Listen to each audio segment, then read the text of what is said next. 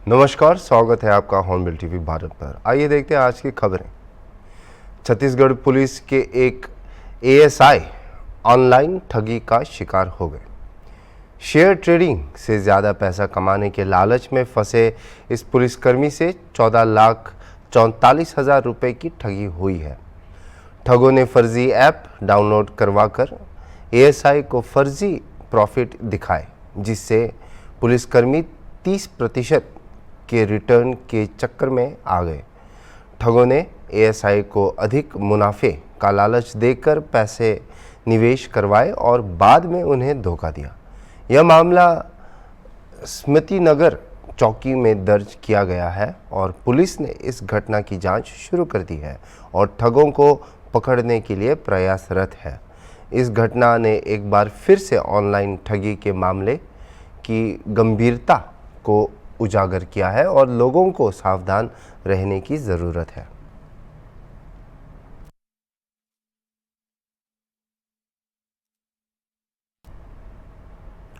UP Congress प्रदेश अध्यक्ष अजय राय और कांग्रेस विधायक मंडल दल नेता आराधना मिश्रा ने प्रेस कॉन्फ्रेंस में उत्तर प्रदेश की जनता का आभार व्यक्त किया। उन्होंने बताया कि लोकसभा चुनाव में कांग्रेस का प्रदर्शन अच्छा रहा है। उत्तर प्रदेश में 80 लोकसभा सीटों पर इंडिया गठबंधन का अच्छा प्रदर्शन रहा, जबकि एनडीए का 80 में से 80 सीटें जीतने का नारा असफल रहा। जहां जहां इंडिया गठबंधन के प्रत्याशी जीते या हारे, वहां आभार यात्रा 11 जून से शुरू हो गई है। उत्तर प्रदेश में 19 परीक्षाओं के पेपर लीक होने और नीट परीक्षा में गड़बड़ी की घटनाओं पर भी चर्चा हुई है, जिससे बच्चों को परेशानी हो रही है। हमारे साथ बातचीत करने के लिए उत्तर प्रदेश के कांग्रेस अध्यक्ष अजय राय जी, इनसे बात करते हैं। सर, लोकसभा चुनाव में उत्तर प्रदेश की चर्चा बहुत ज़्यादा है, इस पर आप क्या कुछ कहेंगे? नहीं, उत्तर प्रदेश ने दिखा दिया पूरे देश को कि यहाँ पर मजबूती के साथ जो आज ये नफ़रत की और जो राजनीति ये कर रहे थे, यहाँ उत्तर प्रदेश में जो राहुल जी ने कहा कि मोहब्बत की दुकान, तो यहाँ पे प्रदेश की जनता ने दिखा दिया कि यहाँ मोहब्बत से और प्यार से काम चलेगा। यहाँ नफ़रत की दीवार नहीं चलेगी, यहाँ लोगों को तोड़ने का काम नहीं चलेगा। यहाँ प्यार मोहब्बत से लोग काम करते हैं। तो निश्चित तौर से उत्तर प्रदेश में जो 80 में 80 का नारा था, उसकी हवा निकाल दी और विपक्ष को जो मजबूत यहाँ पर सीट दिया। भारतीय जनता पार्टी के लोग बुरी तरीके से हारे और आपस में ही अब झगड़े कर रहे हैं, आपस में ही लड़ रहे हैं। अमेठी, बनारस और अयोध्या की सीट पर क्या कहेंगे?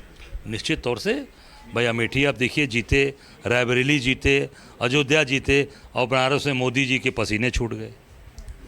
जम्मू कश्मीर पर क्या कहेंगे सर? जम्मू कश्मीर निश्चित फेल है इनका। 370 की बात करके जनता को वोट लेने के लिए काम किया था। जो वहाँ के लेफ्टिनेंट गवर्नर हैं वो बनारस और गाजीपुर में चुनाव प्रचार कर रहे थे, तो अपनी जिम्मेदारी से भागे। अब वहाँ पर डटकर काम नहीं किया, तो अब उसका नतीजा सामने है। हमारे तीर्थयात्रियों पर गोली मारा जा रहा है। हमारे यूपी के उसमें दर्शन करने गए थे, उनको मारा गया है। अब निश्चित तौर से हम लोगों ने उसकी शोक संवेदना प्रकट किया था और उसकी निंदा की है। क्या 2027 में फिर गठबंधन से लड़ेंगे चुनाव? निश्चित तौर से इंडिया गठबंधन मजबूती से आगे बढ़ रहा है और जब पूरी ताकत के साथ आगे भी काम करता रहेगा। नीट परीक्षा को लेकर क्या कुछ कहेंगे? नीट परीक्षा के मामले में पूरी सरकार फेल है। माननीय सुप्रीम कोर्ट को मैं धन्यवाद देना चाहूँगा जिसको संज्ञान। आराधना मिश्रा मोना जी, मैम क्या कहेंगी नीट परीक्षा को लेकर? क्या स्टैंड रहेगा कांग्रेस की तरफ से? कांग्रेस का स्टैंड बहुत स्पष्ट है। राहुल गांधी जी ने पूरी तरह से इसको स्पष्ट कर दिया है कि हम उन बच्चों के अधिकार के लिए लड़ाई लड़ेंगे। मैं आभार व्यक्त करूंगी सर्वोच्च न्यायालय का, जिन्होंने इसका संज्ञान लेकर के सरकार से जवाब मांगा है, और मैं तो मांग करूंगी कि सुप्रीम कोर्ट की निगरानी में इसकी जांच होनी चाहिए। क्या लग रहा है मैम, जिस तरीके से लोकसभा चुनाव में कांग्रेस ने ट्रेलर दिखाया, क्या वो 2027 में विधानसभा पर दिखाया जाएगा? अभी जारी रहेगा? बिल्कुल सही कहा आपने, ये ट्रेलर है, पिक्चर अभी बाकी है। ये थी हमारे साथ आराधना मिश्रा जी, इनका साफ तौर पर कहना है ये अभी ट्रेलर था, अभी पिक्चर बाकी है 2027 में। वीडियो जर्नलिस्ट अनिल सैनी के साथ निहाल पांडे, हॉर्नबिल टीवी, लखनऊ। असम सरकार ने बुधवार को राज्य में स्कूली लड़कियों की कम उम्र में शादी के खिलाफ लड़ने के लिए एक अनूठी योजना की घोषणा की है। मुख्यमंत्री हेमंत बिस्वा शर्मा ने गुवाहाटी में कैबिनेट बैठक की अध्यक्षता करने के बाद एक संवाददाता सम्मेलन को संबोधित किया, जहां उन्होंने युवा लड़कियों को अपनी शिक्षा जारी रखने के लिए प्रेरित करने के लिए निजुत मैना योजना की घोषणा की है। योजना के तहत उच्चतर माध्यमिक के पहले और दूसरे वर्ष में शामिल होने वाली लड़कियों को 1,000 रुपये का मासिक वजीफा मिलेगा। डिग्री पाठ्यक्रम करने वाली लड़कियों को 1,250 रुपये प्रति माह मिलेंगे और स्नातकोत्तर करने वाली लड़कियों को सरकार से 2,500 रुपये मासिक मिलेंगे। शर्मा ने यह कहा कि इस योजना के माध्यम से राज्य सरकार का लक्ष्य माता पिता पर अपनी बेटियों को शिक्षित करने के बोझ को कम करके बाल विवाह को हतोत्साहित करना है। Government has announced today a unique scheme to fight against early marriage of girl students and also to inspire them to continue with their education up to the postgraduate level. Under this scheme, a girl student who join in higher secondary first and second year, that means 11 and 12, they will get a monthly stipend of rupees 1,000 from the government. The girl student who will get themselves admitted in degree courses, graduation courses, they will get 1,250 rupees per month from the government. Those who are pursuing post-graduation, they will get rupees 2,500 from the state government every month. Through this scheme, we want to prevent child marriage in Assam and we want to take the responsibility of girls' education on the shoulder of the government. Basically, this amount when a student will receive every month, and we have fixed the date on 11, every month on 11 this money will be transferred. The burden on the guardian or parents will be reduced to a large extent and they will be able to send their daughters in spite of economic hardship to the college and university.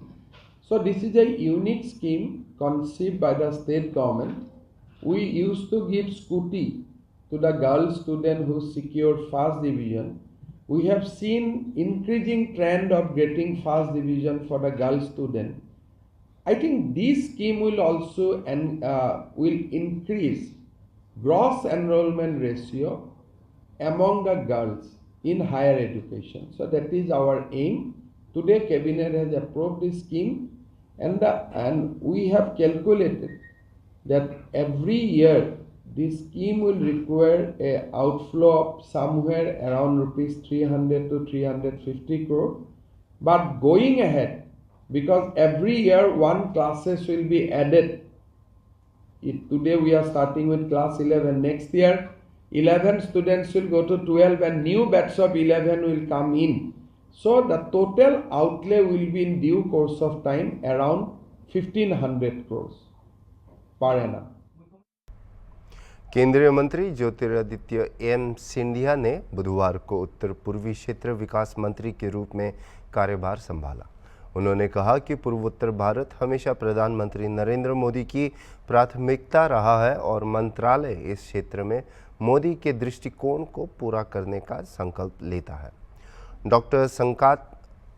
Doctor Sukanta Majumdar department of north east region के राज्य मंत्री हैं और मंत्रालय की स्थापना सितंबर 2001 में की गई थी, जो पूर्वोत्तर भारत के 8 राज्यों अरुणाचल प्रदेश, असम, मणिपुर, मेघालय, मिजोरम, त्रिपुरा, सिक्किम और नागालैंड के सामाजिक आर्थिक विकास से संबंधित मामलों से निपटने के लिए केंद्र सरकार के नोडल विभाग के रूप में कार्य करता है। यह आर्थिक विकास के केंद्रीय मंत्रालयों, विभागों और पूर्वोत्तर क्षेत्र की राज्य सरकारों के बीच एक सुविधा प्रदाता के रूप में कार्य करता है, जिसमें ढांचागत बाधाओं को दूर करना, बुनियादी न्यूनतम सेवाओं का प्रावधान, निजी निवेश के लिए माहौल बनाना और स्थायी शांति के लिए बाधाओं को दूर करना शामिल है। उत्तर पूर्वी क्षेत्र से सुरक्षा रखना और उसका काम है।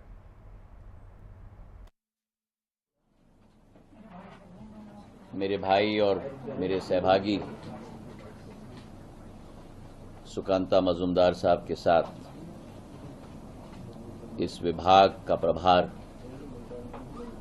आज ग्रहण किया है। सर्वप्रथम प्रधानमंत्री नरेंद्र मोदी जी को हम दोनों तहे दिल से धन्यवाद अर्पित करते हैं कि इस अति महत्वपूर्ण विभाग की जिम्मेदारी हम दोनों के कंधों पर उन्होंने दिया है। प्रधानमंत्री जी की प्राथमिकता सदैव उत्तर पूर्व क्षेत्र पिछले 10 वर्षों में रहा है। जिस क्षेत्र में सूर्य का पहला किरण देश में अगर प्रचलित होता है तो वो उत्तर पूर्वी राज्य में ही प्रचलित होता है। वो आशीर्वाद अगर भारत माता को मिलती है तो उसकी शुरुआत उत्तर पूर्वी राज्य से होती है। इस क्षेत्र को पिछले 10 वर्षों में जो प्राथमिकता प्रधानमंत्री नरेंद्र मोदी जी ने दी है, शायद देश के पिछले 65 वर्षों में ये प्राथमिकता उन राज्यों को कभी न मिली हो। हर अधोसंरचना मेरे पूर्व विभाग नागर विमानन क्षेत्र में भी जो प्रगति और विकास प्रधानमंत्री जी के नेतृत्व में वहां हो पाई है। सड़कों के क्षेत्र में, रेल के क्षेत्र में, आवागमन की सुविधा के क्षेत्र में, और आज हम और सुकांता जी दोनों ये प्रतिज्ञा करते हैं और संकल्प लेते हैं कि प्रधानमंत्री जी का जो एक विजन है उत्तर पूर्वी राज्यों के लिए, उस विजन को पूर्ण रूप से साकार करने के लिए हम दोनों मिलकर मेहनत करेंगे, जी जान लगाएंगे और सारे राज्यों के साथ मिलकर एक विकसित भारत का जो सपना है उसका सूर्योदय जैसे उत्तर पूर्वी राज्यों से होता है, वैसे ही हमारी प्राथमिकता होगी कि विकास और प्रगति की श्रृंखला भी निरंतर इस क्षेत्र से बनती रहे। यही हमारी कामना है और यही हमारा संकल्प है। बहुत बहुत धन्यवाद। पुलिस ने बुधवार सुबह को कहा कि मंगलवार रात छत्रगला इलाके में एक सुरक्षा जांच चौकी पर हमला करने के बाद जम्मू कश्मीर के डोडा में आतंकवादियों और सुरक्षा बलों के बीच गोलीबारी हो रही है। डोडा में भद्रवाह पठानकोट मार्ग पर छत्रगला इलाके में एक सैन्य अड्डे पर पुलिस और राष्ट्रीय राइफल्स की संयुक्त जांच चौकी पर आतंकवादियों द्वारा गोलीबारी किए जाने के बाद शुरू हुई मुठभेड़ में 5 जवान और एक उप विभागीय विशेष पुलिस अधिकारी घायल हो गए हैं। यह मंगलवार रात कठुआ जिले के हीरानगर गांव में हुए आतंकी हमले के मद्देनज़र आया है, जिसमें एक आतंकवादी मारा गया था और रविवार को रियासी में आतंकी हमला हुआ था, जिसमें 10 तीर्थयात्री मारे गए थे। एक वरिष्ठ पुलिस अधिकारी ने बताया कि मंगलवार शाम को कठुआ के हीरानगर गांव में सईदा सुखल गांव में आतंकवादियों ने एक घर पर हमला किया था। आतंकवादियों और सुरक्षा कर्मियों के बीच मुठभेड़ में केंद्रीय रिजर्व पुलिस बल का एक जवान और एक आतंकवादी मारा गया और भागने में सफल रहे एक अन्य आतंकवादी की तलाश के लिए तलाश शुरू कर दी है। कठुआ के मुख्य चिकित्सा अधिकारी डॉक्टर विजय रैना ने बताया कि सुरक्षा बल कल रात हुए आतंकी हमले के बाद हीरानगर इलाके में तलाशी अभियान चला रहे हैं और इस बीच सुरक्षा बलों ने इलाके की घेराबंदी कर दी है। महज 3 दिन में जम्मू में यह दूसरा आतंकी हमला है। रियासी जिले में रविवार शाम 9 जून को शिवखोरी तीर्थ से तीर्थ यात्रियों को ले जा रही बस पर हुए हमले के कम से कम 9 लोग मारे गए और 42 अन्य घायल हो गए। हमले के बाद बस खाई में गिर गई। जम्मू कश्मीर पुलिस ने कहा कि इस हमले के पीछे आतंकी समूह लश्कर-ए-तैयबा का हाथ माना जा रहा है। जेके पुलिस ने हमले की जांच के लिए 11 टीमें गठित की है और राष्ट्रीय जांच एजेंसी की एक टीम ने सोमवार को रियासी में स्थिति का आकलन किया और एनआईए की फॉरेंसिक टीम सबूत इकट्ठा करने पर काम कर रही है। जब हमको शाम को डीसी साहब ने फ़ोन किया था तकरीबन 8 बजे कि यहाँ पर ऐसे मिलिटेंट अटैक हुआ, तो हम लोग सारे जो हमारे CSC हीरानगर की जो टीम है, जो सर्जन्स हैं, हमारे एनेस्थेसिस्ट है, डॉक्टर्स है सारे, और हमारे इनके जो BMO साहब है, इनकी निगरानी में हम लोग और मैं भी पूरी रात यहाँ बैठे हुए थे। तो वेटिंग फॉर हम डिबेट कर रहे थे कोई, तो एक पेशेंट हमारे को यहाँ रिसीव किया हमने एक पहले ओमकार जी, जिनको लेफ़्ट आर्म में ब्लड इंजरी हुई थी, तो उनको हमने यहाँ पहले स्टेबल किया, उनको जो भी हमारी दवाई जो भी हमें ट्रीटमेंट देना था वो करके फिर हमने उसको रेफ़र किया GMC कठुआ। और तकरीबन रात को 3 बजे हमने एक और रिसीव किया CRPF का पर्सनल, जो कि यहाँ ब्रॉड डेड लाया गया था। एंड हमने कोशिश तो की उसको सस्टेन करने की, तो वो नहीं हो पाया, तो उसको हमने फिर डिक्लेयर कर दिया रात को 4 बजे के करीब कि उसको डिक्लेयर किया डेड। बाकी हम लोग तैयार है, आज भी हमारी पूरी टीम यहाँ पर बिल्कुल तैयार है। सर्जन है, एनेस्थेसिस्ट है, फिजिशियन है हमारे, हम भी कल से यहीं बैठे हुए हैं। तो हम जो भी सिचुएशन आएगी हम सब टैकल करने के लिए यहाँ तैयार है। सर लेफ्ट राइट में चेस्ट में यहाँ ब्लड गई है, तो ब्लड अंदर गई है, फिर बाहर एग्जिट वोंड नहीं है उसका। तो अभी हम पोस्टमार्टम करेंगे तो उससे हमें पूरा पता चल जाएगा क्या मसला हुआ उसका। नेशनल कॉन्फ्रेंस के अध्यक्ष डॉक्टर फारूक अब्दुल्ला ने इस बीच दोहराया कि इन समस्याओं का समाधान सैन्य कार्रवाई से नहीं बल्कि बातचीत से होगा। आतंकवादी सीमाओं से आ रहे हैं और आते रहेंगे। कल जो भी सरकार होगी उसे इसी चीज़ का सामना करना पड़ेगा। You see, unfortunately, we still have problem with our neighbor. And the problem with neighbor will not be solved by military action. No military action has solved anything. Look at what is happening between Ukraine and Russia. People thought in 2 weeks it will be over.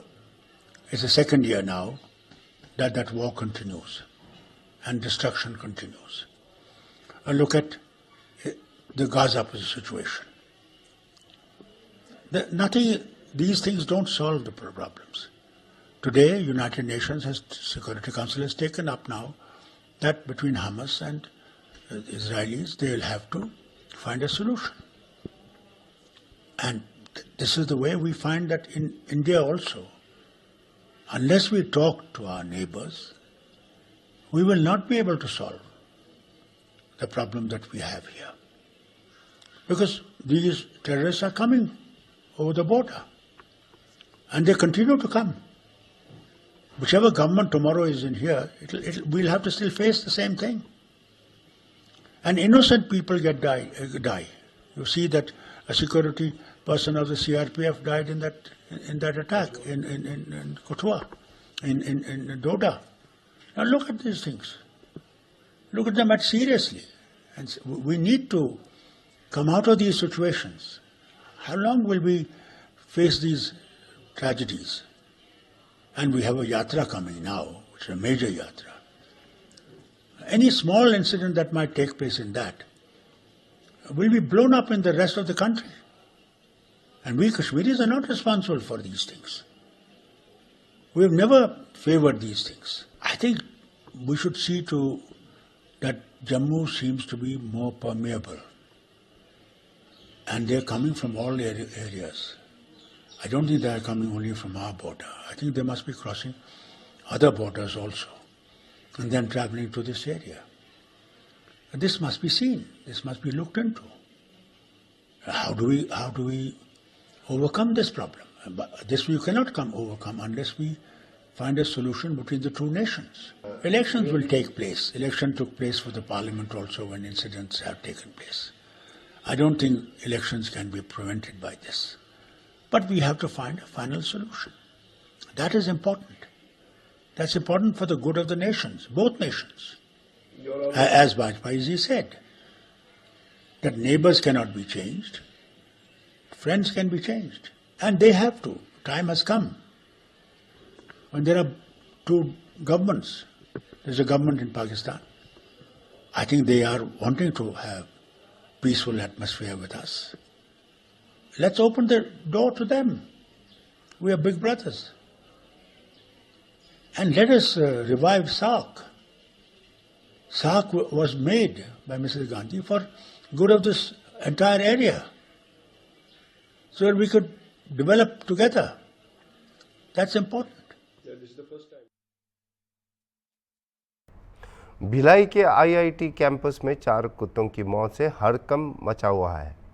IIT Bhilai से कुल 9 कुत्तों को rescue किया गया था और निगम ने इन कुत्तों में से 8 की नसबंदी कर उन्हें वापस छोड़ा, जिसमें से 4 कुत्ते मर गए और 1 लापता हो गया। कुत्तों की मौत और 1 कुत्ते के लापता होने की खबर के बाद निगम भिलाई का अमला उनकी तलाश में जुट गया है। इस घटना को लेकर जिला प्रशासन और पूर्व केंद्रीय मंत्री मेनका गांधी से शिकायत भी की गई है।